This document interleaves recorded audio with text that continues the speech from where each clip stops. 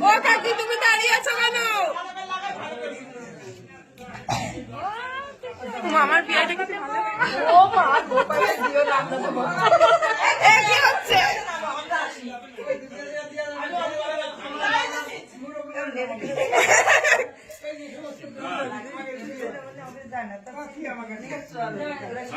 মামা এই দিকটা ভালো করে মাখা, তোমার জামাই হয় না এটা? জামাইকে ভালো করে মাখাও। না না জামাই হয় তো।